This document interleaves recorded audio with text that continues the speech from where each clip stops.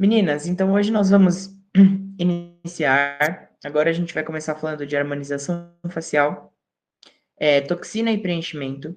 Eu queria que na cabecinha de vocês conseguissem dividir, tá? Eu acredito, eu não tenho certeza, eu acredito que tem uma paciente modelo ou alguém agendado no sábado para fazer avaliação de mandíbula. Porém, hoje, eu vou pedir para a Laura explicar depois isso para vocês no laboratório, na clínica, mas eu gostaria hoje que vocês focassem em preenchedores simples e botox tranquilo, ok? O que é preenchedores simples? A gente vai focar hoje em olheira, bigode chinês, lábio. Tudo bem? Sim? Maravilha. Gatíssimo, mas vamos lá então iniciar nosso módulo de harmonização. Hoje seria de. Perdão, hoje seria de bioestimulador. Nós fizemos essa alteração por conta da demanda que estava dos pacientes modelo de vocês. Eles estavam solicitando muito ali a prática de toxina, de preenchimento, então a gente precisou fazer essa alteração. Eu gostaria de deixar mais um adendo aqui, Rosinha que arrasa, Ana Paula, Jéssica. Queria que vocês tivessem atenção o seguinte, pessoal. A Laura ou eu, nós podemos estar na escola como preceptor de vocês, mas é legal vocês trabalharem essa habilidade de vocês de conta própria. Como funciona isso? O que eu indico? Quando vocês iniciarem na aula, vocês vão pegar a fichinha de anamnese do paciente, não é? Vocês vão ver ali se tem alguma coisa que impede o procedimento, etc. Se vocês percebem que a pele do paciente está flácidazinha, já joga ele para o curso de bioestimulador. Fala assim para ele, ó, a gente vai ter bioestimulador no próximo mês, vê a data aí com o pessoal da escola e já deixa agendado porque é uma indicação, você precisa. Por quê? Se a gente consegue fazer isso, se a gente aproveita esses pacientes, eles gostam do trabalho de vocês, uma que eles voltam e a gente vai ter mais fotos de depois, que é mais legal ainda. E além disso, eles vão voltar para fazer mais procedimento com vocês. E vocês vão ter mais prática de bioestimulador, a gente vai ter mais paciente modelo. Então, indiquem, prescrevam para os pacientes. Viu que tem indicação de bioestimulador? Não deixa ele embora sem saber que a gente vai ter bioestimulador. Já fala, olha, a gente vai preencher, a gente vai fazer o Botox, mas assim, um bioestimulador aí ficaria incrível. Então, vem no nosso próximo, né, na nossa próxima prática, vê aí com o pessoal da escola e deixa agendado. Tudo bem? Dito isso, vamos iniciar. Hoje a gente vai falar no nosso módulo sobre toxina botulínica. Rosa, Jéssica, que foram da minha pós, vocês vão ter uma diferença e eu acredito que vocês vão amar. Nós vamos ter produtos diferentes nessa residência, nessa prática de sábado, então vocês vão gostar bastante. Então vamos lá, pessoal. A toxina botulínica, ela é uma proteína que ela foi extraída de uma bactéria chamada Clostridium botulinum. Maria Helena, boa noite, meu bem, seja bem-vinda. Estamos Boa iniciando agora. noite. Boa noite para todo Boa mundo. noite. Estamos iniciando agora, então você não perdeu nada, tá Tá bom? bom. Pessoal, então a gente vai começar falando sobre o que é a toxina botulínica. É importante vocês estarem redondinhos explicando essa parte, entendendo essa parte, para que vocês consigam ter uma prática mais fluida, tudo bem? O ideal é a gente entender bem a parte teórica e ter fluidez na parte prática. E aí o que ficar de dúvida a gente vai esclarecendo na hora. Então, a toxina botulínica, o Botox, né? Botox que a gente fala é um nome popular, pessoal, é igual Gillette, não é Gillette, né? É lâmina, às vezes não é da marca Gillette. Botox, se não for da marca Botox, é a toxina botulínica. A toxina botulínica, ela nada mais é do que uma bactéria que foi extraída, né? A proteína, perdão, que foi extraída de uma bactéria que chama-se Clostridium botulinum. Essa bactéria todos nós temos no nosso organismo. É a bactéria que é responsável por causar, por exemplo, botulismo, ok? A função da toxina botulínica é de relaxar o músculo, ou seja, paralisar. Então, para que ele seja, né, utilizado para fins estéticos, a gente deve fazer a diluição. Hoje a gente não usa mais muito o termo diluição, então eu prefiro falar reconstituição. Por quê? O paciente, às vezes, ele cria caraminholas na cabeça dele, e se a gente fala diluição, ele pode entender que a gente hiperdiluiu. É de fato uma diluição, né? A gente reconstitui a nossa toxina com a solução fisiológica. Mas é melhor a gente falar reconstituição. Fica um termo técnico mais agradável para vocês, gera um domínio maior, frente ao paciente gera uma autoridade diferente, tudo bem? Ele pode ser utilizado para tratamento também de hiperidrose e bruxismo. A gente vai ver isso um pouquinho mais para frente. Agora, eu gostaria que vocês focassem no botox tradicional, que é o que a gente utiliza para paralisar a testinha, carinha de bravo, pezinhos de galinha, enfim. As principais marcas que hoje vocês vão encontrar no mercado é a Botox, que é da Allergan, a Dysport, que é da Galderma e Ipsen, a Zelmin, que a maioria aqui que foi da minha pós já conhece, que é da Merz, a Botolift, que é da Meditox, a Botulin, que é da Blau, e a Nabota, que é da Daewong. Na verdade, a Nabota é da Renova. Tudo bem? Qual é a que eu mais gosto daqui, pessoal? Eu, na minha clínica, só uso Botox e Dysport, tá? Zelmin é uma boa opção também. Vocês já sabem, ela é uma toxina que não precisa estar refrigerada, só depois de reconstituída. Então, a Zelmin, para vocês nesse início, é bom, porque vocês conseguem mover bastante com ela, né? Então, sei lá, se você fizer um atendimento no coworking, vai levar uma malinha de produto, vai com a Zelmin. Por quê? Você reconstitui ela lá na clínica quando você chega, e ela só precisa estar refrigerada a partir do momento que foi reconstituída. Até ali, ela pode estar guardada, armazenada em temperatura ambiente. Tudo bem? Então, a função do Botox é de paralisar. Nesse ponto, eu gostaria que vocês entendessem que a gente tem dois tipos de rugas, meninas. Dois tipos. Rugas dinâmicas e rugas estáticas. E as rugas que são dinâmicas, se não tratadas, tornam-se rugas estáticas. Vamos lá, então. O que é uma ruga dinâmica e o que configura uma ruga estática, ok? Ruga dinâmica é toda aquela que aparece quando a gente força um movimento. Por exemplo, o meu Botox agora, ele está indo embora. Então, ó, se eu levanto a sobrancelha muito forte, tá vendo que enruga a minha testa? Isso é uma ruga dinâmica. Por quê? Ela aparece quando eu forço o movimento. Porém, tem pessoas que mesmo sem forçar, por conta da idade, de tanto fazer o movimento, a ruga está presente mesmo sem forçar o movimento. Quando é uma ruga que está presente mesmo sem forçar o movimento, o Botox não vai ser 100% efetivo. Ele vai amenizar, mas ele não vai resolver 100%. Tudo bem? Aí a gente vai precisar de uma associação, seja com fios, seja com skin booster, né? Alguma outra técnica para ajudar naquele ponto, tá? Então, isso eu queria que vocês entendessem. Então, ruga dinâmica é que aparece quando eu forço o movimento e a ruga estática é que está presente mesmo sem eu fazer nada. Imaginem que a minha testa é assim, naturalmente. Então, vocês falando comigo bravo ou não, eu estou sempre assim, ó. Porque é uma ruga que é o que a gente chama de fratura de pele. O que acontece? Nosso músculo, nossa pele, ela é como se fosse uma folha de sulfite. Se eu tenho uma folha de sulfite branquinha, lisinha, e eu não dobrar ela, ela não vai vincar. Mas a partir do momento que eu dobro a folha de sulfite, ela não cria um risco? E aquele risco, ele não sai, não é? A nossa pele é a mesma coisa. A gente tem alternativas hoje para tratar, depois eu vou compartilhar com vocês também. Porém, a gente aplica toxina botulínica para não ficar uma pele vincada, para não criar uma ruga estática. Até aqui, tá claro? Sim, perfeito. Perfeito? Sim, claríssimo. Perfeito, gatinhas. Então, para você estar tranquilo, diferenciar aí o que é uma ruga dinâmica e o que é uma ruga estática, né? Ruga dinâmica geralmente é aquela que pessoas mais jovens têm. Por quê? É só quando força muito. Ruga estática é aquela pessoa que não costuma tratar da pele, tem uma idade já um pouco mais avançada. É aquela ruga que está presente mesmo sem fazer nada. Ok? Botox é uma aplicação, apesar de ser uma agulha muito fininha, é intramuscular. Botox nunca é aplicado em plano subcutâneo, é sempre intramuscular. A função da toxina botulínica é de trazer um relaxamento muscular, é de interromper a contração muscular, para deixar a pele esticadinha, ok? É isso.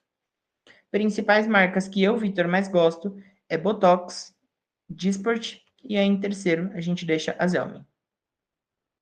A toxina botulínica, ela é dose dependente, tá? Então, a quantidade de produto utilizado tem relação total com o resultado final. Se é um paciente que tem uma indicação de utilizar uma quantidade maior e eu utilizo pouquíssima quantidade, fica um pouquinho mais complicado para a gente chegar no resultado total. A gente tem que usar uma quantidade que seja assertiva, que seja a necessária para o paciente, tudo bem? As marcas mais recomendadas de toxina, como eu disse antes, são Botox, Dysport e Zelma. Paciente com alergia à albumina, tem paciente que tem alergia, né, à albumina, que é a proteína do ovo, ele pode receber aplicação de Botox, tá? Allergan. Pode ser utilizado para o tratamento também de peridrose e bruxismo. Opa, voltou, né, no slide.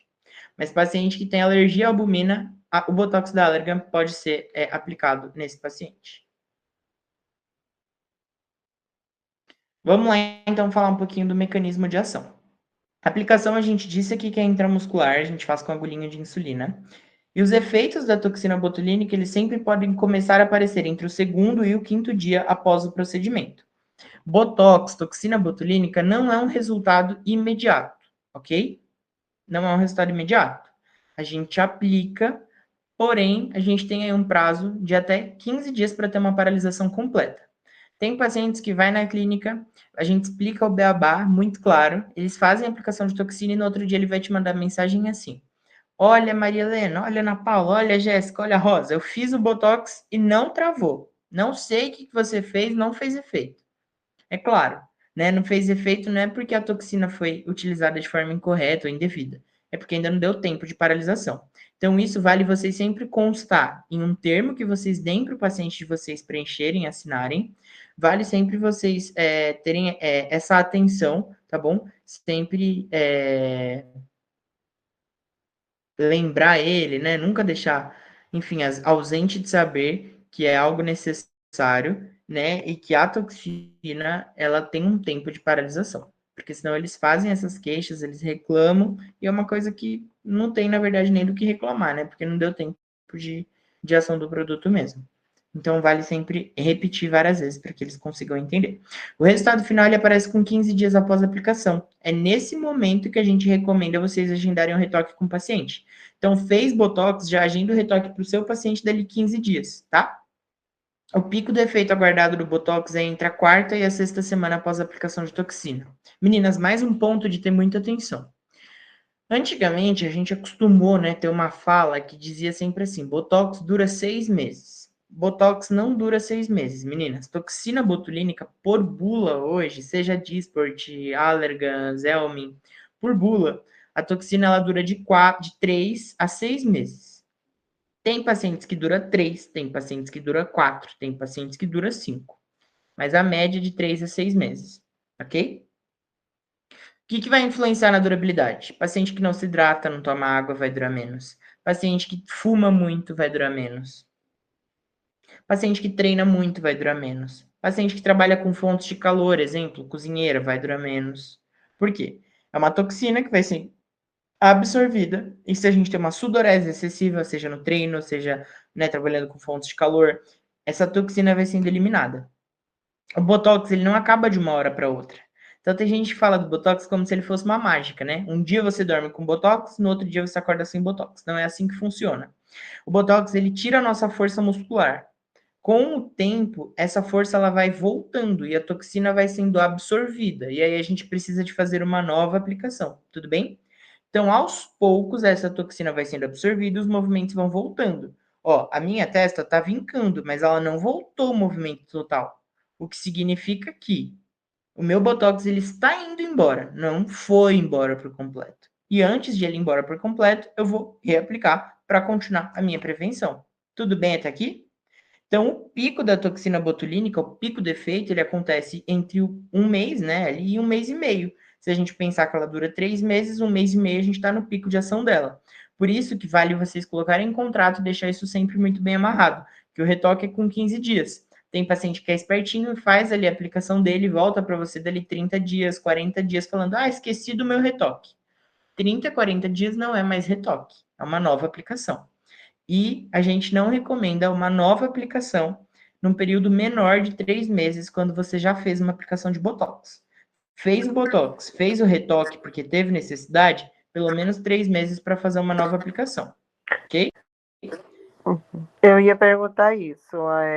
Quanto tempo, assim, no caso do paciente sudoreico, tudo, aí a gente orienta, então, fazer a cada 3 meses? Isso, meu bem. A nossa orientação pode ser de fazer a cada 3 meses, tá?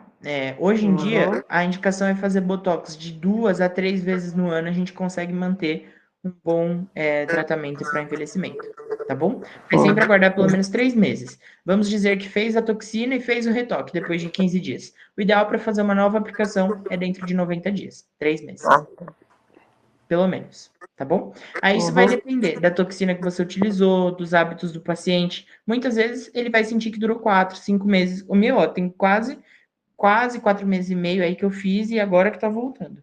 Então depende muito do paciente, tá bom? mas a gente pode já aplicar novamente dentro de 90 dias. A aplicação, pessoal, ela sempre deve ser realizada em um ângulo de 90 graus, porque ela é intramuscular. Exceto quando a gente for trabalhar a região de glabela, que é aqui a nossa carinha de bravo, e quando for aqui nos pezinhos de galinha, que a gente deita a agulhinha um pouquinho, vai mais ou menos em 30 graus. Então aqui eu vou falar um pouquinho com vocês. Deixa eu só passar um slide um pouquinho, só para eu ver se tem uma parte aqui, só um segundito.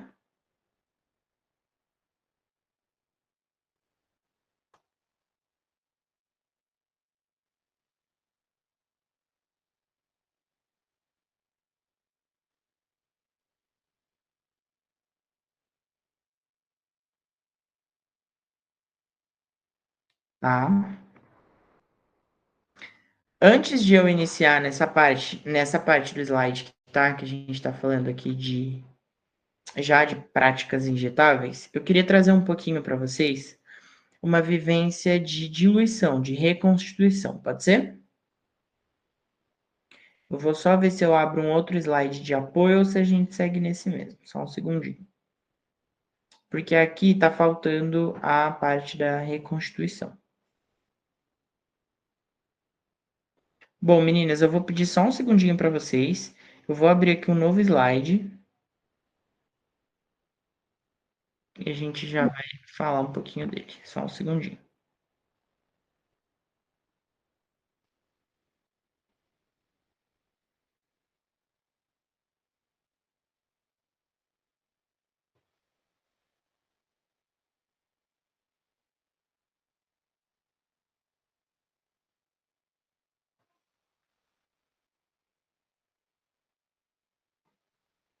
Vou parar a apresentação aqui desse só um segundinho, tá bom? Eu vou abrir aqui um novo material que eu fundamentei para uma outra escola que eu também dou aula.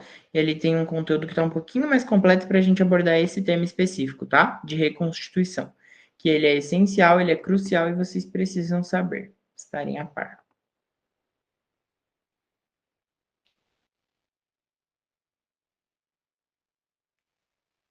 Só um segundinho.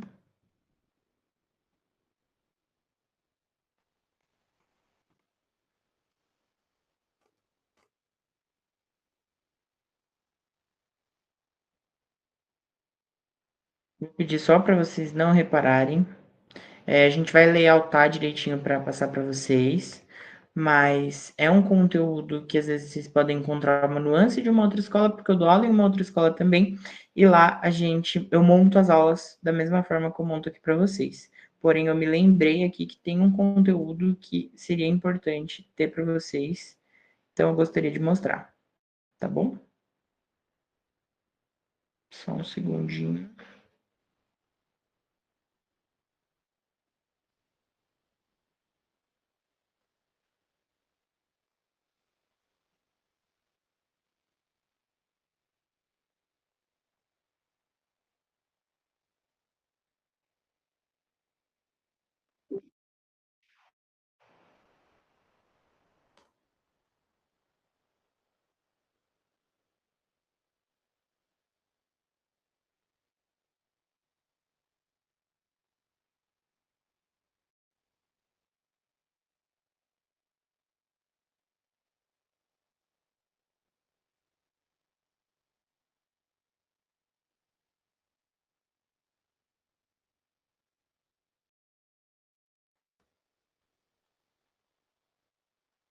Achei.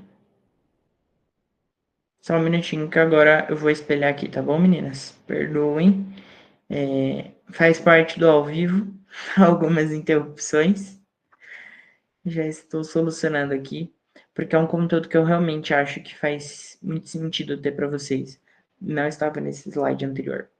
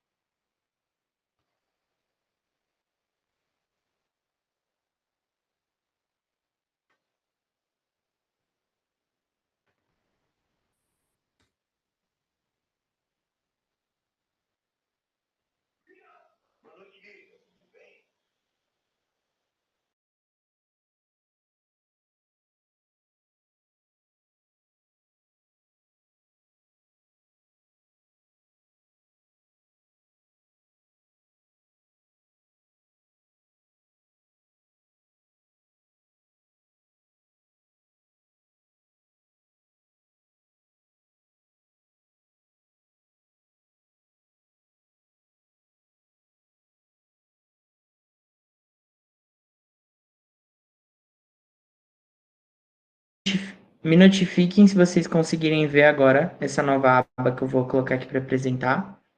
Tá bom? Só um segundinho. Conseguem ver? Perfeito. Sim, dá para ver. Perfeito.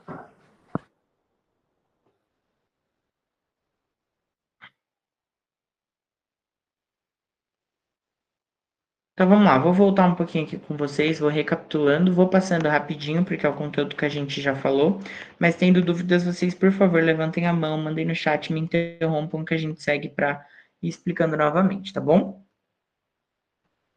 Então, primeiro a gente tem um processo de envelhecimento, né? Esse processo ele é inevitável, ele é progressivo e está relacionado às nossas alterações metabólicas, avanço de idade, estrutural, funcionalidade, né? Ele é intrínseco quando ele é cronológico e extrínseco quando a gente fala de fotoenvelhecimento, a pele envelhecida mesmo.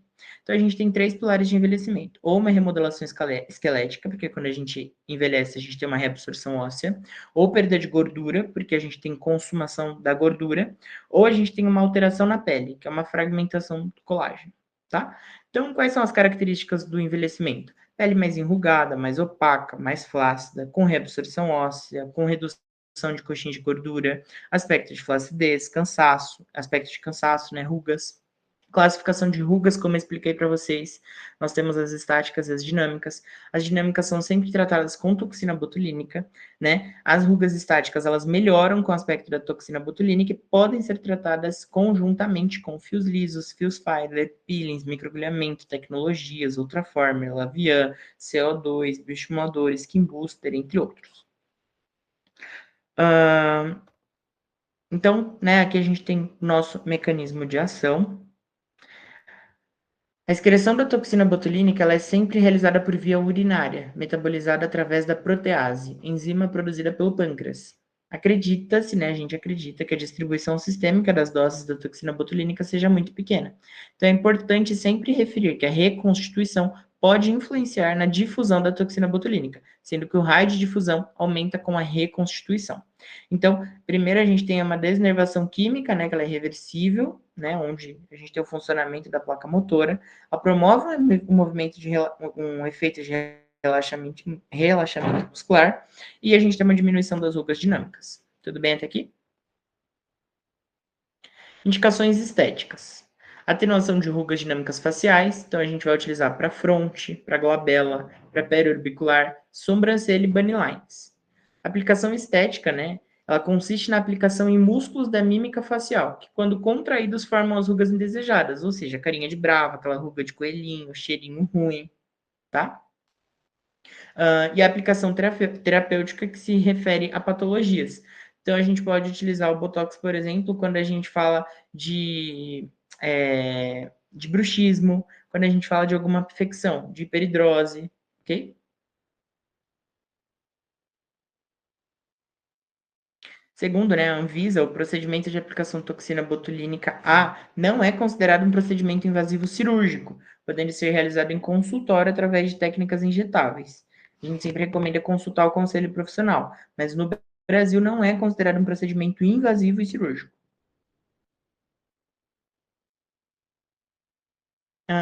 Vamos conhecer os pontos então, né? A gente tem aí como fazer uma atenuação das rugas dinâmicas do terço médio na região nasal, perioral, sorriso gengival, sorriso triste, mento, masseter, trapézio, platisma, que é a região de pescoço. Aplicação estética, microtox, né, para oleosidade capilar, e aplicação terapêutica, bruxismo, cefaleia, que é dor de cabeça, e sudorese. Contraindicações absolutas para a toxina, pessoal. Todo paciente que tem hipersensibilidade à toxina ou aos seus componentes, pessoas gestantes, pacientes com quadro psicológico, expectativas irreais, instabilidade, lactantes, dados atuais, né, que mostram que não há contraindicação, mas a gente sempre indica que o paciente que faça qualquer procedimento, estando ali em momento, né, como lactante, fique 2 dias sem amamentar. Contraindicações relativas. Indivíduos portadores de doenças neuromusculares, doença autoimune ativa, antibióticos, a gente não recomenda fazer aplicação de toxina quando esteja tomando antibiótico, vacinas ou anti-inflamatório, porque afeta sim o resultado. A toxina botulínica é uma bactéria e o antibiótico é uma bactéria, né? Um vírus ali que foi inativado. Então, a nossa orientação é não utilizar antibiótico, não estar tomando antibiótico na hora de fazer o procedimento, senão ele não vai ter resultado e ele vai dizer que foi a sua reconstituição, a sua técnica, cuidado com esse ponto. Aqui é falando dos efeitos, como eu expliquei para vocês, né, duração e efeitos, fatores que influenciam, então hábitos da rotina, tabagismo, alcoolismo, prática de exercícios físicos, dose utilizada, às vezes uma dose pequena, terapias associadas, estado fisiológico no momento, fatores individuais, profissões, veganos, vegetarianos, né, bariátricos, histórico de doenças inflamatórias pode influenciar, baixos índices de zinco plasmático. Pessoal, naquele ponto, quando a gente falou para vocês terem cuidado com pessoas que às vezes estejam em problema psiquiátrico, é real, tá? Às vezes chega paciente para vocês, ele tem um pensamento na cabeça dele que o procedimento vai entregar mais do que ele realmente entrega. Às vezes você chega na entrega máxima do procedimento, você tem um resultado incrível, mas para aquele paciente nunca é satisfeito. Então, se vocês percebem que o paciente tem algum problema psiquiátrico, é melhor não fazer do que pegar ali e se tornar um problema na mão de vocês, tudo bem?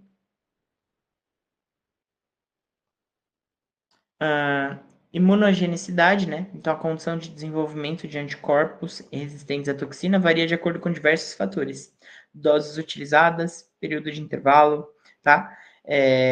Quando tem pacientes, pessoal, que fazem toxina e vão sempre em clínicas para fazer a aplicação de Botox. E às vezes passa um mês, ele vai em outra clínica, passa um mês e meio, ele vai em outra e vai indo. Qual é o problema disso? A toxina botulínica é uma bactéria. Então, ela pode criar resistência contra o nosso organismo, porque ele recebe muitas doses, né, sem planejamento, e aí ele pode sim criar uma resistência contra a toxina. Então, a indicação é fazer no período correto de 3 meses. Pacientes que fazem toxina com um período curto e muito rápido têm a chance de desenvolver um efeito que a gente chama de efeito vacina, que é criar uma resistência contra a toxina. Quando isso acontece, demora muito de voltar a ter efeito um dia, ok? Então, não é indicado fazer aplicações curtas. Por quê? Há o risco de desenvolver um efeito vacina.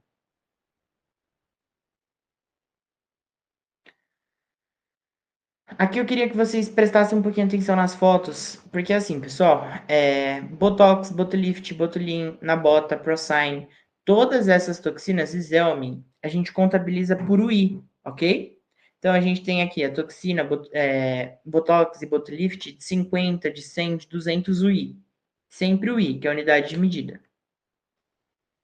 Porém, quando a gente fala de Dysport, a gente não fala de UI, a gente fala de...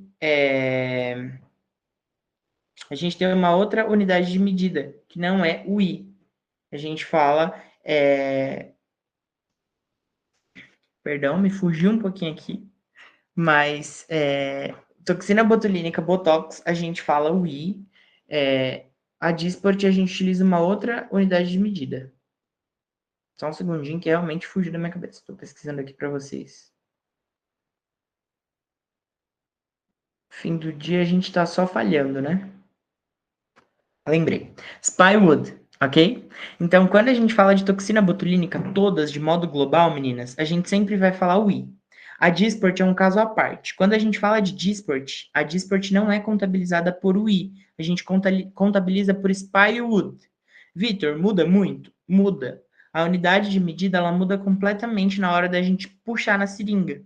E é por isso que eu queria tanto explicar para vocês e queria que tivesse aqui o slide como apoio para que vocês consigam observar. Tudo bem? Então, vamos falar um pouquinho da Dysport e a gente já passa para a reconstituição. Cada frasco ou ampola de Dysport 500 UI contém, na verdade, 500 Spywood, contém, na verdade, o equivalente a uma toxina de 200 unidades. Tudo bem? Então, a toxina de 500 U da Dysport equivale a uma toxina normal brasileira de 200 unidades. A gente sempre vai utilizar os recipientes, o que contém mais na Dysport, a solução de albumina humana 20% e lactose. Excipientes, solução de albumina humana 20% e lactose. Toxina botulínica 300U, ele equivale a uma toxina de 120 unidades, tá bom? E aí eu já vou explicar para vocês o porquê. Mas ficou claro aqui que Dysport e Botox têm uma unidade diferente, que a Dysport de 500 equivale a uma toxina de 200 unidades, e a de 300 equivale a uma toxina de 120 unidades. Tudo bem isso para vocês? Me deem um ok aqui, por favor.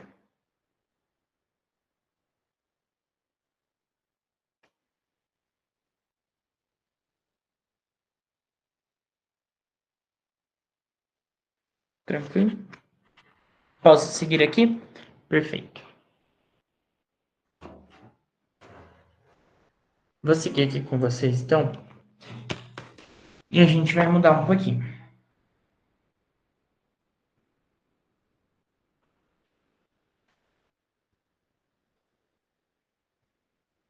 Conseguem ver minha tela?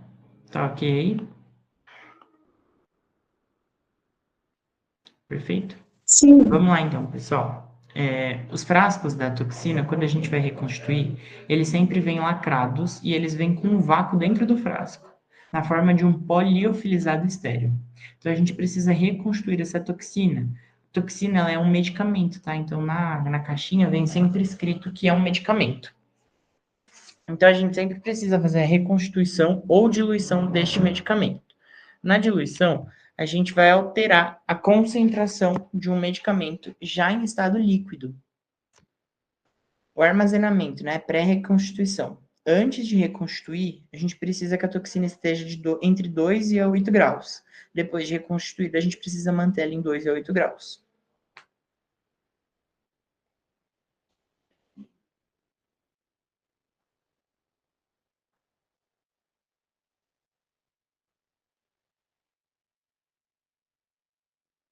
Só um segundinho, avançando para o próximo slide.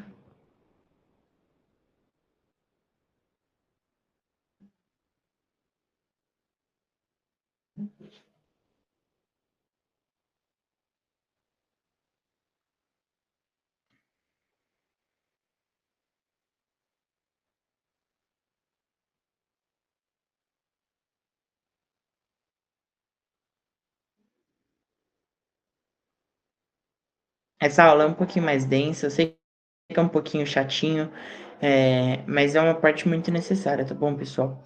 Então, vamos tentar concentrar um pouquinho e entender um pouquinho disso. Eu sei que a gente cansa também, todo o nosso dia aqui é corrido. Sei que muitas de vocês ainda às vezes estão no trabalho, né? Mas é um conteúdo que vai fazer totalmente diferença na vida de vocês, tá bom? Então, aqui a gente vai falar do preparo, agora da reconstituição mesmo. A toxina botulínica tipo A, ela encontra-se na forma liofilizada, desidratada, ela vem como um pó, né? E aí precisa de reconstituir. Essa reconstituição, essa diluição, ela sempre ocorre com soro fisiológico estéreo, antes de ela ser utilizada. Para reconstruir a toxina botulínica, a gente recomenda seguir a indicação de cada fabricante para o melhor aproveitamento do material. Então, se vocês forem utilizar Botox, é uma recomendação de diluição. Se vocês forem utilizar Dysport, é outra recomendação de diluição. E a gente já vai falar aqui um pouquinho disso. Preparo da toxina, então. Vocês que já acompanham minhas lives injection, Rosa já está acostumada, Jéssica já está acostumada, porque me viram na pós-graduação. Vocês vão manter esse mesmo cuidado na residência, tá bom? Então, a gente, antes de reconstruir a toxina, pode higienizar a tampa ali do frasco com álcool 70%. Depois, a gente vai aspirar a quantidade necessária de soro fisiológico estéreo injetável, remover o vácuo do frasco da toxina com a agulha de aspiração e vai direcionar contra a parede do frasco. E aí, a gente vai injetar lentamente o volume de soro, né? Bem lento. Depois a gente vai homogeneizar, mas não é homogeneizar fazendo um shake, pessoal. Ele até, o frasquinho estar em cima da mesa lentamente, fazer um vai e vem, e assim ele já se incorpora naquela solução fisiológica. E aí a gente pode armazenar ele na geladeira de 2 a 8 graus Celsius por cerca de 2 minutos para emulsificar um pouco a solução até a utilização.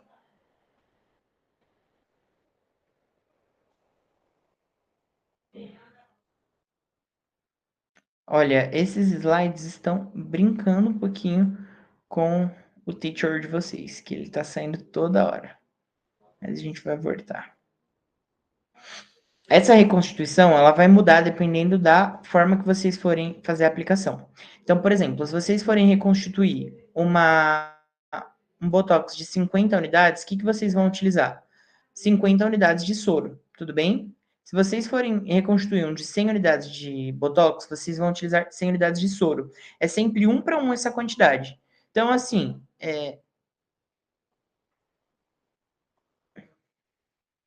Usou um botox de 50 unidades, a reconstituição é para 50 unidades de soro. Perfeito. Chegamos aqui no preparo. Reconstituição da toxina.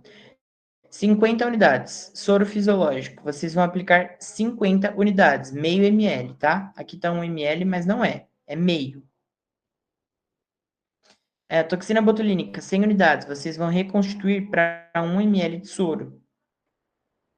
E assim por diante. Reconstituição seca versus reconstituição úmida. Aqui é um ponto que a gente tem para demonstrar para vocês, porque se vocês forem atuar em uma clínica de terceiros, vocês vão ouvir falar disso. Porém, eu queria que vocês abominassem do caminho de vocês a reconstituição úmida. Entendam, eu como professor preciso trazer para vocês algo que existe no mercado, mas preciso explicar para vocês que não é algo que eu gosto, tá bom? Reconstituição úmida, ela sempre recomenda a gente utilizar 2 para 1. Então, 2 unidades de soro para 1 unidade de toxina, entende? Então, suponhamos que a gente está falando de 50 unidades de toxina. A gente utiliza 1 ml de soro. E aí, na hora de aspirar na seringa, a gente tem que dobrar. Então, se eu quero 4 unidades, ao invés de eu aspirar 4 risquinhos, eu vou aspirar 8. Porque na hora de aplicar, eu tenho que contar 2 pontinhos para chegar em uma unidade. Tudo bem? Não faz sentido. Faz sentido a gente utilizar a seca, 1 para 1. Que é essa que eu gostaria de trabalhar aqui com vocês.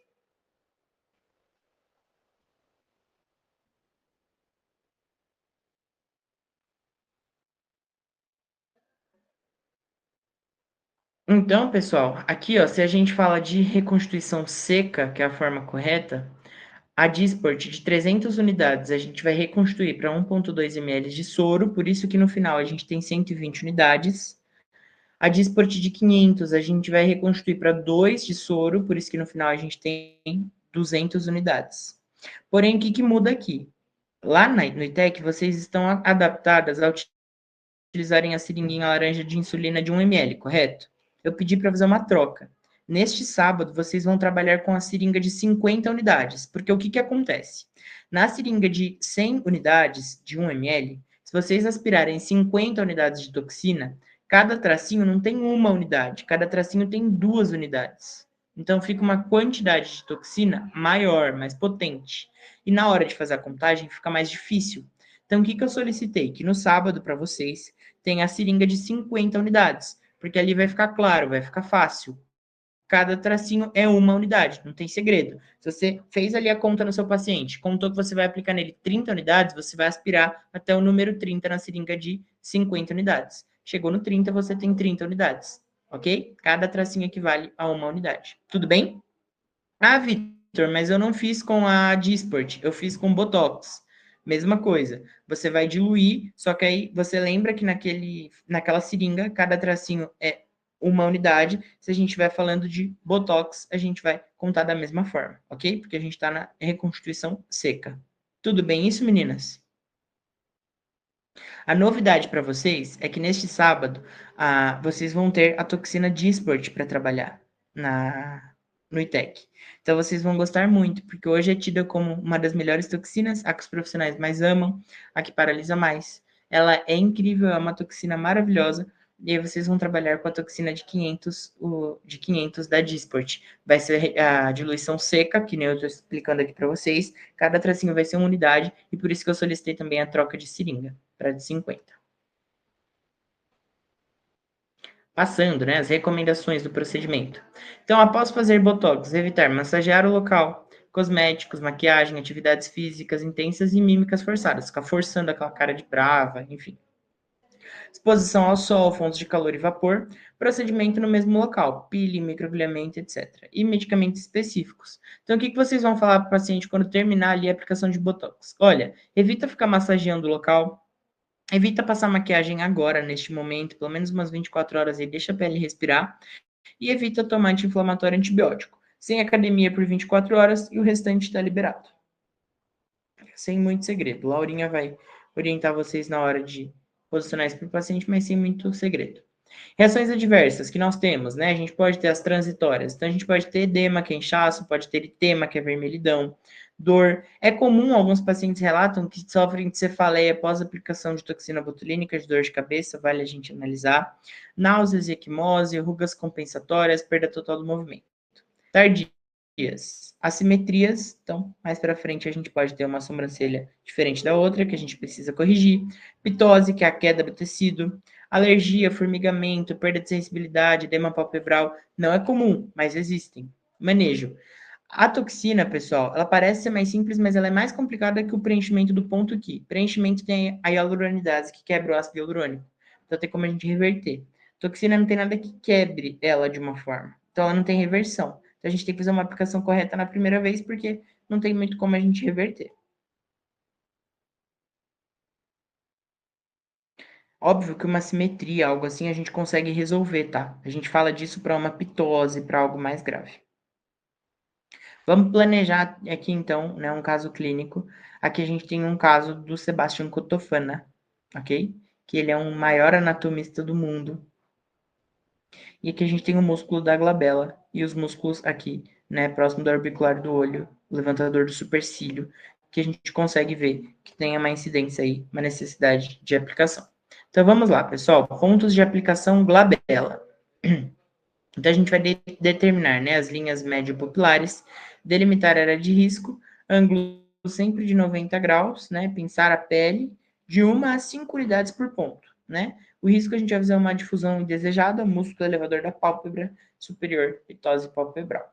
Então a gente tem aí o músculo frontal que fica logo acima, né, dessa linha preta, aqui, toda essa linha preta acima dos olhos, a gente tem o músculo frontal, que faz parte da testa, e aqui em volta a gente tem o músculo orbicular do olho, ok? Quando a gente vai fazer na glabela, a gente vai trabalhar em dois músculos principais, que é o próceros e o corrugador. É esses que a gente quer travar para tirar a carinha de brava do paciente, ok? Então a gente vai aplicar a toxina botulínica inicialmente nos músculos prócero. O prócero é esse pontinho aqui do meio roxo. Aqui é o músculo prócero, que fica bem no meio. E aqui do ladinho é os corrugadores, que fazem esse movimento, ó, faz vincar, faz a pele vir para o meio. Então no meio é o prócero e do lado é os corrugadores. Quando a gente quer trabalhar a aplicação de toxina botulínica, a gente vai aplicar a toxina exatamente nesse meinho, na carinha de bravo, no músculo próceros, aqui na região central, e nos corrugadores na lateral. Essa aplicação é em 90 graus, a gente pode pinçar a pele do paciente antes, para ele ter mais conforto, entra a 90, às vezes vocês vão sentir a agulhinha, por mais fininha que seja, fazer um tec, romper a fibra, fica tranquila, goteja ali 2, 3 unidades. Geralmente a gente aplica de 2 a 3 quando tem muita força muscular, mais do que isso não, principalmente sendo de esporte. Conta 2, 3 segundinhos e tira a agulhinha. E ali você já fez a aplicação. É só aguardar o tempo mesmo e vai paralisar o músculo desse paciente. Então aqui, ó, um caso de demonstração, foi aplicada a toxina para a glabela e esse foi o resultado aí dentro dos 15 dias. Reduziu. Tá vendo que essa parte aqui já tem um vincozinho, pessoal, que não saiu 100%? Isso daqui é a ruga estática. Então, para essa paciente, caberia ainda a gente associar um fio, né, um skin booster, uma outra terapia para ajudar. Se eu estiver falando muito rápido, vocês tiverem alguma dúvida aí, por favor, me pausem, levantem a mão, ok? E eu vou esclarecendo. Peço desculpas porque a gente tem bastante conteúdo, então estou caminhando aqui com vocês. Então vamos lá. O músculo frontal, que é a principal aplicação. Então, esse roxinho ficou tranquilo para vocês entenderem o posicionamento? A gente pode fazer um aqui, ó, bem nessa entrada próxima da sobrancelha, que é onde a gente já pega, né, o próceros. No meio aqui o corrugador, que fica bem no meio entre as sobrancelhas, e um outro pontinho aqui mais lateralizado, no mesmo sentido, no mesmo distanciamento do outro ponto, a gente pega o outro músculo próceros, ok? Assim a gente paralisa toda a carinha de brava. Aqui em cima é uma técnica que eu brinco dizendo que é como se fosse um W, né? Por quê? A gente faz primeiro uma linha de pontos e depois a gente faz uma segunda linha de pontos aplicando pontos na intersecção dos outros. Então, percebam, aqui inicialmente a gente fez pontos mais distantes, e aqui embaixo, bem no intervalo entre um ponto e outro, a gente foi fazendo novos pontos, ok? Essa é a forma mais correta e mais usual. Você pega toda a testa, a toxina botulínica ela atua como se fosse no halo de uma moeda de 25 centavos, de R$ 1. Então, ela não atua exatamente no ponto que a gente aplicou, ela atua em um raio circular de mais ou menos 1 centímetro. Então, ela pega a testa toda. Pontos de aplicação, né? Então, nas legendas. Primeiro, a gente vai determinar as linhas médio-pupilares, né? que são essas aqui. Como a gente faz isso? A gente pede para o paciente olhar lá para o teto, segue a linha retinho, lá do couro cabeludo dele até o final da sobrancelha, ele acompanhando a linha média pupilar, acompanhando a pupila, ok? Aí a gente vai fazer a marcação do músculo frontal. Marca os pontinhos, fazendo como se fosse esse W cruzado. Marca a carinha de bravo, que os músculos que a gente precisa, né? E faz a contagem. Então, aqui, geralmente, a gente indica de 1 a 2 unidades por ponto, depende do paciente. Se é um homem, se é uma mulher com idade mais avançada, 2 unidades por ponto. Paciente muito jovem, quer apenas fazer uma manutenção, uma prevenção, 1 unidade por ponto. Esses aqui em amarelinho são os pontos que são essenciais para fazer um levantamento da sobrancelha. Então, se a gente faz esse ponto muito alto, a gente levanta muito essa sobrancelha. Se eu faço esse ponto mais baixo, eu abaixo um pouquinho a sobrancelha ou não deixo ela arquear. Só que se eu faço aqui, ó, muito baixo, eu posso causar uma pitose de pálpebra. Então, o que eu indico para vocês? Marca a linha média pupilar, bem no meio da linha média pupilar, faz esse ponto, já é suficiente. Os resultados são incríveis, né? E o orbicular, que é esse para os pezinhos de galinha, a gente vai usar de 1 a 2 unidades por ponto também, em alguns casos 3. Ângulo de 10 a 45, então a agulha deitadinha, sempre em direção contrária ao globo ocular. Então a gente nunca faz aqui para dentro, ó. A agulha sempre tem que estar de dentro para fora, não de fora para dentro. A agulha é sempre de dentro para fora, ok? Riscos. A aplicação profunda no periorbicular não deve ser feita, porque pode atingir o músculo zigomático maior e menor e travar o sorriso do paciente também. Resultados para os pés de galinha. Músculo nasal, né, que é o bunny line, é bem aqui onde a gente encontra essas ruguinhas da paciente. Ó, então aqui a gente pode fazer mais ou menos essa marcação, seguindo exatamente onde se encontram as ruguinhas da paciente. 1 a 2 unidades por ponto, ângulo de 45 graus, mais ou menos deitadinho. Esses são os resultados. Preenchedores com ácido hialurônico. Alguma dúvida com toxina botulínica? Podemos avançar para preenchedores? Acharam tranquilo? Acharam difícil? Tranquilo. Sem nem... Por mim, nenhuma dúvida. Perfeito, Rosinha, arrasou. Maria Helena, alguma dúvida, meu amor? Tranquilo? Não. Tranquilo? Tá bem Perfeito. esclarecido. Maravilha. Ana, alguma dúvida, meu bem? Jéssica, vou avançar, tá bom? Professor, Oi. na toxina botulínica, tem caso de a paciente ter uma, igual no meu caso, uma sobrancelha arqueada mais que a outra. Uma vez eu fiz, teve uma moça que conseguiu arrumar, ela ficou só em um ponto. Certo. Nesse Se você tem caso, uma... a pessoa, eu posso fazer isso? Tipo Pode. assim, tem Se pessoa você... que tem uma, mas como seria essa técnica? Vamos acompanhar ela aqui, ó. Vamos pegar essa imagem de exemplo. Tá vendo que a gente marcou a linha média pupilar aqui de preto? Uhum. Aqui nesses pontinhos amarelos é onde tá os pontos para levantar a sobrancelha, tá? Esse músculo aqui, o que acontece? A gente aplica aqui em cima, trava essa região para cima, e aqui a gente deixa em movimento. Então, isso faz a sobrancelha levantar.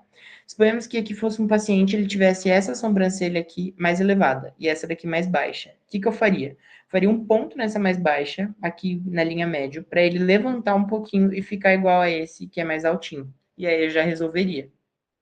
Só de um lado, aqui, só de um Só lado. de um lado. Agora, suponha que, por exemplo, essa sobrancelha, ela é mais alta e essa daqui é mais baixa e você quer levantar essa daqui também. Você faz esse pontinho mais altinho.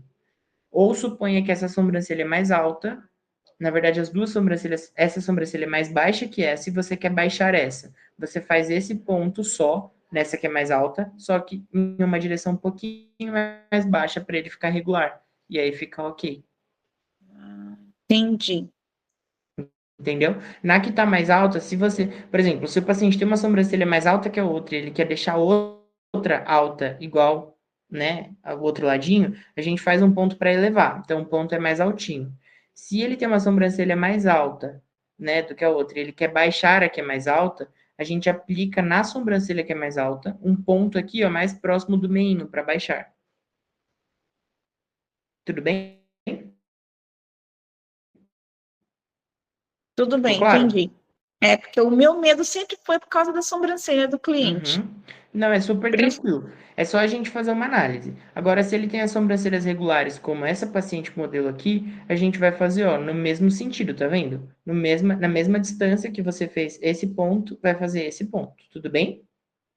Sim.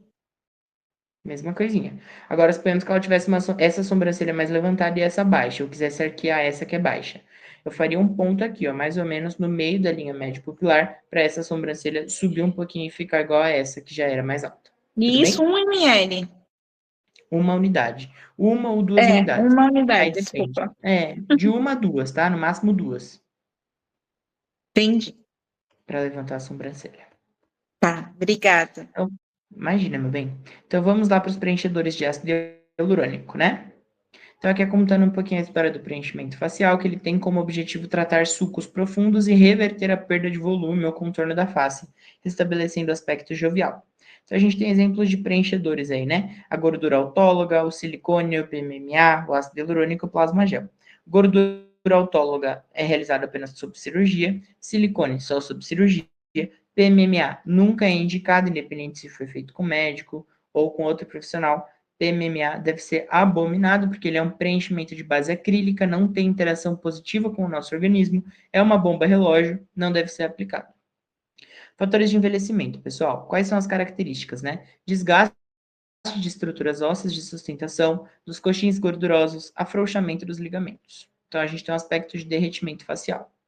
Né, com o envelhecimento, então, a gente tem uma queda de sobrancelha, queda do supercílio, queda da pálpebra inferior, queda da ponta nasal, queda do sulco nasogeniano, queda da comissura labial, queda do músculo platisma. Tudo parece que despenca, né? Queda quando a gente está envelhecendo. Porque a gente vai perdendo colágeno e vai perdendo estruturação. Então, qual é o preenchedor ideal? É um que seja biocompatível, de semi ou longa duração, estável e seguro, não definitivo, que seja absorvível e possa ser retirado se um dia o paciente quiser, reversível e que tenha mínima complicação.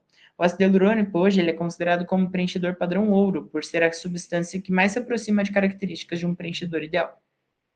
Então, a classificação do ácido hialurônico é concentração, pureza, processo de reticulação, capacidade de volumização, resistência à degradação, etc. Os reticulados, ou seja, os preenchedores mais pesados, eles têm ligações intermoleculares que aumentam a estabilidade, a durabilidade do produto. Os não reticulados, eles não têm uma substância estabilizadora, por isso que eles saem mais rápido, porque eles não têm estabilidade, eles são instáveis. Os agentes reticuladores que a gente conhece, hoje são mais descritos na literatura, é o BDDE e o DVS. Eles são monofásicos ou bifásicos. Reticulação do produto, né? Baixa concentração, não reticulado, no caso lá o Renova Fio, aquele que é mais fluido, ele é um ativo, né, de intradermoterapia. Alta concentração, Skin Booster, né, que ele é muito concentrado, mas ele não tem reticulação. Ou alta concentração Crosslink de preenchedores. O processo de reticulação de um ácido hialurônico ele é feito quimicamente, então é em laboratório. Ele tem função de transformar, né, uma rede tridimensional, uma malha, através da sua capacidade de reter moléculas de água. A carga reticular do ácido hialurônico é baseada na avaliação dos parâmetros viscoelásticos. Módulo elástico, módulo viscoso, resiliência, coevisidade e outros. Indicações do ácido hialurônico, tá, pessoal? Leve a médio. As aplicações intradérmicas ou subcutâneas, correção de linhas superficiais, rugas e sulcos moderados e médios, cicatrizes atróficas, pequenos defeitos cutâneos. Ácido hialurônico médio a pesado. A gente vai utilizar para supraperiostal. Então, assim, ó, vamos resumir isso daqui. O que é? Ácido hialurônico leve a médio. É onde a gente precisa repor volume, mas a gente não precisa que tenha cara de preenchimento. Médio a pesado é quando a gente precisa que tenha cara de osso. Vamos deixar mais claro ainda. Se a gente tem uma olheira, a gente quer preencher essa olheira, mas a gente não quer que tenha ali um aspecto de preenchimento, a gente só quer tirar aquela profundidade. Então, a gente vai utilizar um preenchimento leve. Se a gente quer preencher o lábio, a gente não quer que tenha um aspecto de preenchedor ali saindo, né, a rodo do lábio. A gente quer que tenha um aspecto leve. Então, a gente vai num preenchimento leve. Agora, se eu quero fazer mandíbula, se eu quero fazer o queixo, eu quero que imite o osso. Então, eu vou utilizar um ácido hialurônico médio ou pesado para imitar ali o osso, ok? E a aplicação, geralmente, ela é supraperiostal, ela é próximo do periósteo, próximo do osso. Melhora o contorno facial. Camadas e aplicação, pessoal. Então, nós temos aí uma camada que ela pode ir na derme, que é logo aí abaixo da epiderme, que é a nossa camadinha mais superficial. A gente tem uma que pode ir no subcutâneo, né, que é no tecido de gordura, e uma que vai no músculo, né, a supraperiostal. Então, é epiderme, derme superficial, derme reticular, que é a derme profunda, ou subcutânea, que é na hipoderme.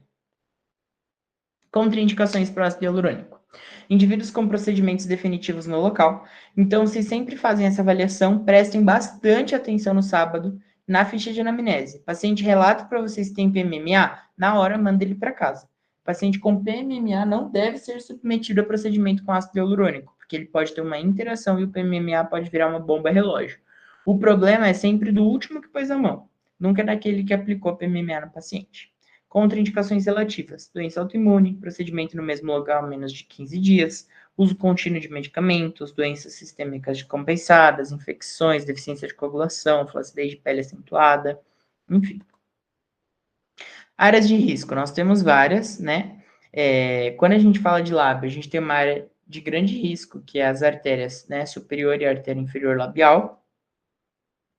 E aqui a gente tem a apresentação e preparo de vários dos preenchedores. Então aqui a gente tem, né, Volbella, que é o da Juvederm, que é um preenchedor maravilhoso, porém muito caro. Belotero, que é um preenchedor incrível, eu amo, uso muito na clínica. Restylane, que é maravilhoso, né? Aqui o Perfecta, que é bom também. E Renova, que também é uma linha bem ok, bem acessível, boa. E a gente gosta de utilizar, e provavelmente aqui vai estar no curso de vocês. Geralmente essa daqui é uma seringa de preenchedor, então ela sempre vem aí, né, uma seringa preenchida mais ou menos com ml, ela geralmente é estéreo, lacrada, em alguns casos, né, ainda acompanhada de 2 agulhas. Não tem necessidade de reconstruir, de preparar, o produto já vem pronto para uso, tá? Então a graduação, cada tracinho equivale a 0,1 ml, tá? Armazenamento, seringa lacrada. Geralmente 12 meses a gente deixa em armário ali, guardado em temperatura ambiente.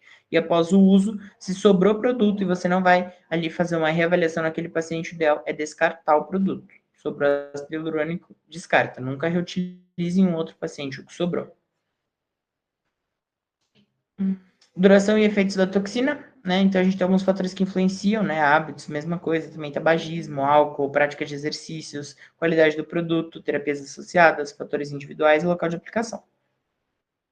Então, no dia 0, né, quando a gente faz a aplicação, a gente pensa que está muito inchada, acha que um lado está diferente do outro. Por quê? Ele puxa água para a região. Então, tem um edema, né, que ele acontece entre o 3º e o 10º dia. Do 10º dia ao 15º dia, ele já está desinchando. E do 15º dia até o 20º dia, ele já teve um assentamento completo do produto, então já teve ali o resultado que a gente desejava. A nova aplicação a gente indica se tiver necessidade ali com o período de 30 dias. Geralmente eu peço para os meus pacientes retornarem para eu reavaliar se tiver necessidade com 15 dias também.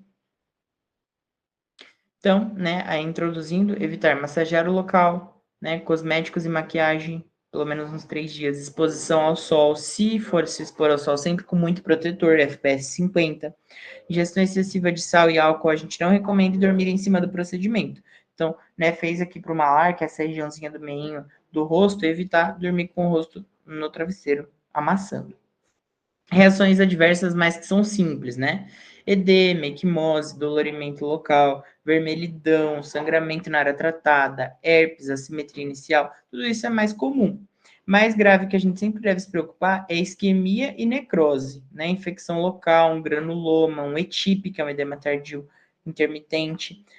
Sempre atenção a casos de isquemias, porque quando a gente tem uma isquemia, o tempo é crucial, né? A gente sempre vai fazer ali realizar um teste de dígito de pressão. Então, por exemplo, se a gente preencher o lábio, como que a gente sabe se está tendo uma isquemia? A região ela começa a ficar muito branqueada. E se você pressionar o lábio dessa paciente, ele não faz aquele branquinho e retorna, ele permanece branco. Significa que o fluxo está sendo interrompido. Então, vale a gente ter atenção com isso. Se estiver realmente tendo processo isquêmico, a gente tem que entrar com a hialuronidase imediatamente, tá bom?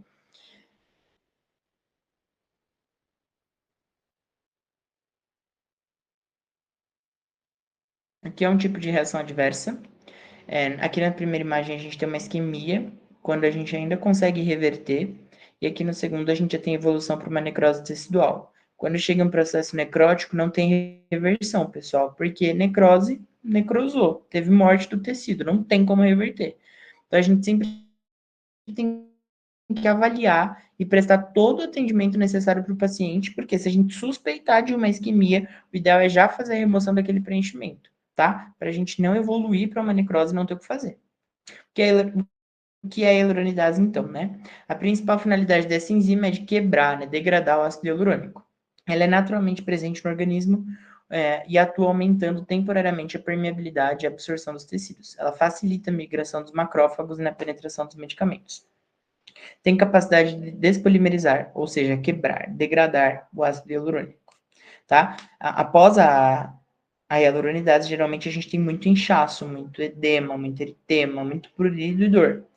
E aí a gente pode sempre recomendar, junto com pós de hialuronidase, um antialérgico, porque tem pacientes que ainda podem ter alergia da hialuronidase, porém, se ele está em um processo isquêmico, melhor ainda aplicar, mesmo que ele tenha um processo alérgico. E aí, o que eu faço? Eu aplico a hialuronidase e já indico para ele tomar um antialérgico, ali, um Allegra, junto um dexametasona, né, ou algum outro corticoide que possa ajudar por 3 dias, porque aí reduz um pouquinho o inchaço e já vai ter o resultado que a gente precisa ali, deseja. A hialuronidase, ela sempre precisa ser reconstruída também, ela apresenta-se em forma de um pó iofilizado, assim como o Botox, e a gente precisa reconstruir. Então é só seguir ali o que está na fabricante. Geralmente ela é de 2.000 UTR, que é a unidade de medida da hialuronidase. Se for de 2, a gente vai aplicar 2 ml de soro para corrigir, para remover, ok? Então é sempre essa regra, 2.000 UTRs, 2 ml de soro.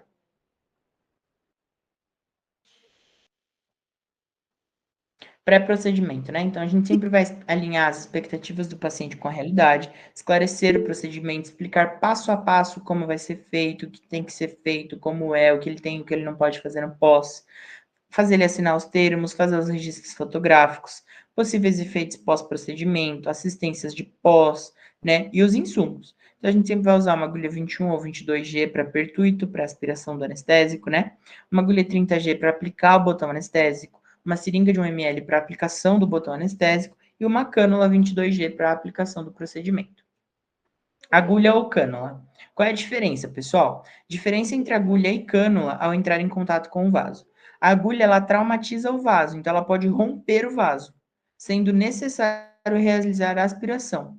A cânula, ela tem ponta romba, então ela desvia quando atinge a parede do vaso.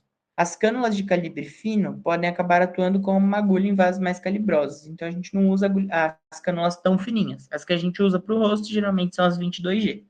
Vamos lá entender, a grosso modo, qual a diferença de uma cânula e de uma agulha. A agulha, ela tem ponta, então ela perfura diretamente o vaso. Se ela perfura um vaso e a gente preenche exatamente no vaso que ela perfurou, a gente vai ter uma isquemia.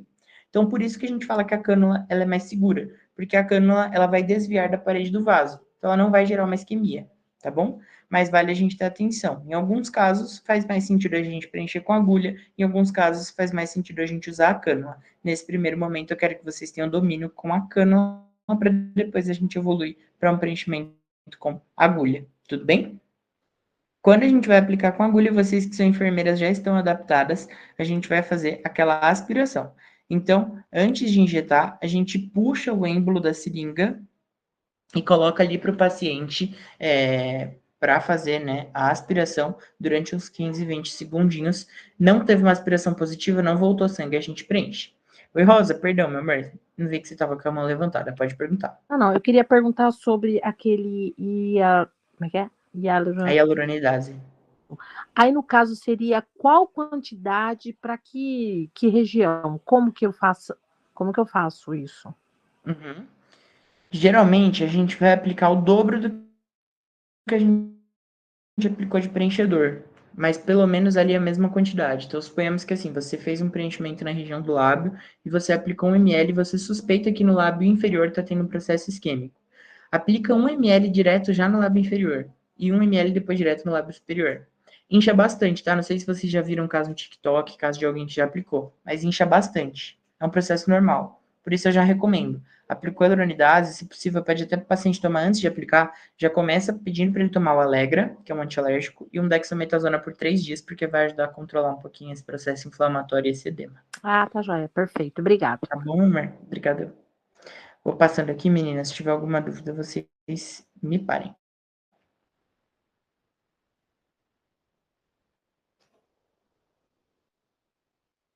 Opa! Tá uma beleza isso daqui para sair hoje, né?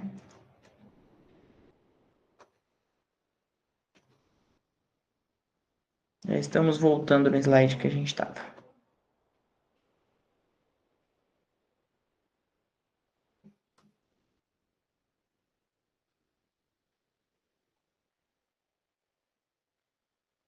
Então, aqui nós temos, né, os exemplos de agulha ou cânula, as medidas de agulha e as medidas de cânula, né? A agulha, ela é perigosa em determinadas áreas, então ela tem variações anatômicas, nervos, vasos sanguíneos. Ela é mais fácil de a gente superficializar o ácido hialurônico em determinadas regiões, exemplo, contorno labial, né? Porém, ela requer maior prática. Sempre aspirar a região. Então, quando a gente usa agulha, tem que lembrar, não pode esquecer. Sempre precisa aspirar, aspirar, aspirar. Vocês vão ficar comigo na cabecinha de vocês falando aspirar. A cânula, ela já é ponta romba, então dificilmente ela perfura. Precisa fazer pertuito, então precisa antes fazer um buraquinho com uma agulha mais calibrosinha para que a cânula passe. É uma técnica menos dolorosa, porque ela é menos traumática. É mais segura em regiões críticas e sempre aspirar a região derme e subcutânea. Anestésicos, né? Então, pelo Conselho de Biomedicina é permitido, né, o tópico ou injetável na forma de botão. Proibido bloqueio, infiltração e sedação. Proibido ativo vasoconstritor. Então, a gente não utiliza anestésicos com vasoconstrição. A gente não faz bloqueio, mas para lábio é muito ruim fazer sem bloqueio. Então, a gente faz no off. Depois eu vou pedir para a Laura para fazer uma demonstraçãozinha para vocês.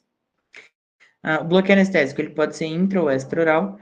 Ele é realizado exclusivamente por médicos e dentistas, mas eu costumo fazer, sinceramente, porque eu acho que é muito desconfortável, não é porque eu quero infringir o conselho, mas porque eu acho que é muito desconfortável se a gente faz de outra forma. Eu vou pedir para a Laura, como dentista, demonstrar para vocês. Amanhã não, sábado, vocês têm sorte que tem a Laura lá, e como ela é dentista, ela pode fazer esses bloqueios para vocês, não tem problema. E aí vocês só executam o procedimento. E podem pedir para ela demonstrar também. Então, anestésico, se a gente for fazer botão, a gente vai precisar fazer vários botõezinhos, né? Igual tá aí demonstrando na imagem. Eu recomendo mais bloqueio, mais confortável. E os tópicos, que é a pomadinha, mas que não faz um efeito completo. Técnicas de aplicação de preenchimento. Então, a gente tem a retroinjeção, que é quando a gente está com a cânula lá, a gente está pressionando o êmbolo e ao mesmo tempo a gente está retirando a cânula, fazendo como se fosse uma linha de preenchimento. Isso é uma retroinjeção. A gente tem o bolus, que é quando a gente faz uma aplicação pontual, uma bolinha direta. Então, eu coloquei a cânula, segurei a seringa, não movimento a cânula e faço uma aplicação contínua de 0,3, fazendo como se fosse uma bolinha no paciente. Isso é um bolus. E o leque, que é a maior abrangência da área, né, com deslocamento do condutor, agulha ou cânula. Geralmente a gente usa muito leque para fazer olheiras ou para fazer bioestimulador, né? Que a gente vai e volta com a cânula e vai mudando o sentido, preenchendo toda a região ao redor. Preenchedores faciais, planejamento clínico. Sulco nasogeniano, né? Bigode chinês. Então a gente precisa delimitar a área de fossa piriforme, que é essa asa do nariz, né? Desenhar o sulco nasolabial, desenhar o bigode chinês. Botão anestésico de 0,1 a 0,2, bem aqui, ó, no cantinho do lábio, no pertuito de entrada. Aqui a gente abre o pertuito, que é o buraquinho com a agulhinha mais profundinha, e aí a gente já entra com a cânula, e aí a gente faz a retroinjeção, ok? Profundidade, né, versus flacidez, né? A gente sempre realiza o teste de tração no ponto alto do malar. Puxa um pouquinho o rostinho, para ver se realmente ele está um pouco profundo ou se realmente é flacidez. Resultados de preenchimento de bigode chinês é assim, né, que fica logo após o procedimento. Sulco lábio mentoniano, mesma coisa, a gente vai delimitar a área que vai tratar, vai fazer o botão anestésico, abrir o pertuito e vai entrar com a técnica, seja em leque, bolos. Esses são os resultados. E labial, ok? Então, a gente sempre costuma fazer eu gosto de fazer 3 pertuitos só também, que seria essas bolinhas verdinhas, bem na pontinha dos lábios superiores e bem aqui na pontinha do lábio inferior, porque aqui eu entro com a cânula, direciono ela para cá, preencho toda essa região. Com esse mesmo pertuito, eu entro com a cânula direcionando para cá, preencho toda essa região. Esse daqui para esse ladinho e esse para esse ladinho, porque a gente precisa de construir o arco do cupido. Então, a gente faz uma retroinjeção nos tubérculos, um bolus para projetar um pouquinho mais, ok? Preenchimento labial é uma construção. Então, a gente pode fazer mais de 1 ml, nunca em uma sessão, ok? Para fazer um novo ml só após 15 dias. E os resultados são assim. Malário zigomático, mesma coisa, a gente vai delimitar, né? No malário no zigomático, a gente faz uma uma técnica que ela é cruzada, né? Então, a gente vai marcar a linha do olho, né? O canto do olho até o canto da boca, da asa do nariz ao tragus. Na intersecção desse ponto, a gente vai entrar fazendo um preenchimento direto, um bolos direto, geralmente de pelo menos meio ml para estruturar bem essa região. Aqui é um caso que a gente quer imitar o osso malar, então a gente vai direto no osso, a gente toca o osso e ali, sem movimentar a cânula, a gente preenche. Os resultados são assim.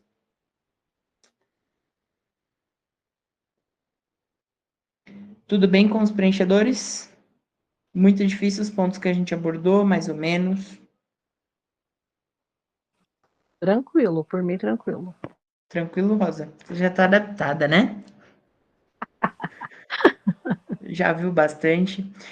Meninas, sempre sigam essa linha. A gente precisa avaliar, entender o que o paciente quer tratar, seja lábio, seja bigodinho chinês, seja malar. A gente precisa desenhar antes de aplicar, fazer o botão anestésico e a gente inicia a aplicação. Tudo bem?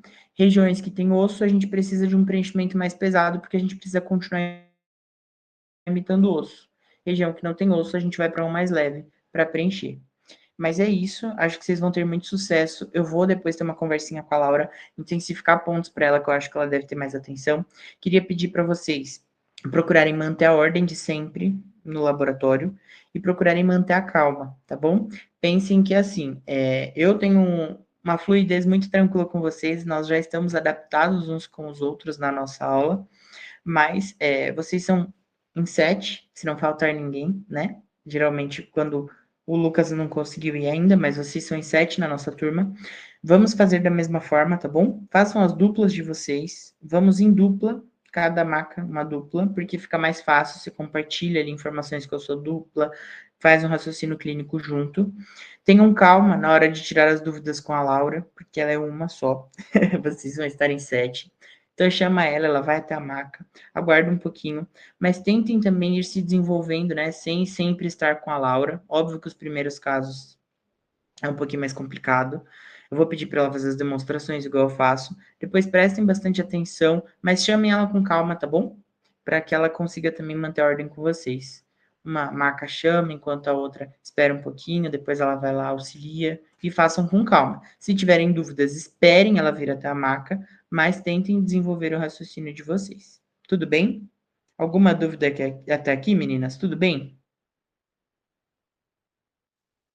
Pro, eu tenho uma dúvida. Tem uma. No caso de etípio, o que a gente pode fazer?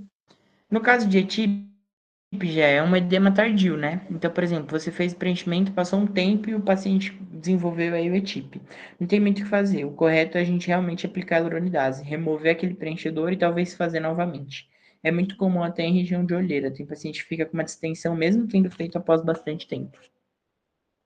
Entendi, obrigada. Imagina.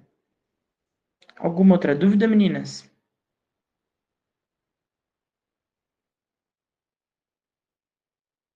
Tranquilo? Ana, Jéssica, Maria, Rosa. Ai, para mim tranquilo. É porque também eu nunca vi, né? Eu acho que só eu vendo mesmo, para até gerar outras dúvidas, né? Na prática vai surgir as dúvidas, né? Mas até agora o conteúdo teórico foi fluido, né? Foi tranquilo. Foi. Tá sendo Perfeito. muito bom. Obrigado, meu amor. Meninas, eu sei que a nossa aula de hoje foi mais densa, foi mais pesada, foi muita coisa, muita informação. Pode perguntar, Rosa. Então, eu queria saber a tox que eu li lá, que eu vi umas livezinhas lá, que fala a tox para tratamento de pessoas que roncam. A gente vai ter algo sobre isso ou não? Tem algo específico? Sim, a gente vai trazer um cunho mais avançado de toxina de preenchimento em um novo momento. Agora, eu gostaria que vocês focassem nessas partes mais básicas para a gente ter base e para ser mais claro para vocês quando a gente tiver com essas aplicações. Mas depois a gente vai discutir um pouquinho de aplicações diferentes, como hiperidrose, bruxismo, tá bom? Ah, perfeito. Obrigado. Imagina, meu bem. Meninas, então é isso. Eu sei que a aula hoje foi mais densa, cheia de informações. A gente falou bastante, tô até com a voz seca aqui já. Mas vou passar algumas orientações para Laura. Água. Vou tomar. Vou passar umas orientações para Laura. Tenham aí, recebam ela bem, tenham, né, um cuidado aí de sempre ter calminha na hora de chamar ela, etc, porque vocês são mais, ela vai ser só uma, mas ela é maravilhosa, suguem bastante ali de informações dela, e muito sucesso, eu vou estar acompanhando vocês, tá bom? Obrigado por tudo, meninas, excelente noite para vocês. Com Tá certeza. bom, boa noite. Tchau. Obrigada, Tchau, boa meninas. noite. Nós, viu, Vitor? Pode deixar. Boa noite. Fica pro Vitor. Beijo. Oi, Rosa. Não abandona nós, porque qualquer coisa a gente vai te dar. Com certeza não, na próxima aula eu já tô de volta. Um Tchau. beijo, meu amor, fiquem com Deus. Beijo, muito obrigado, gratidão. Obrigado eu, tchau, tchau.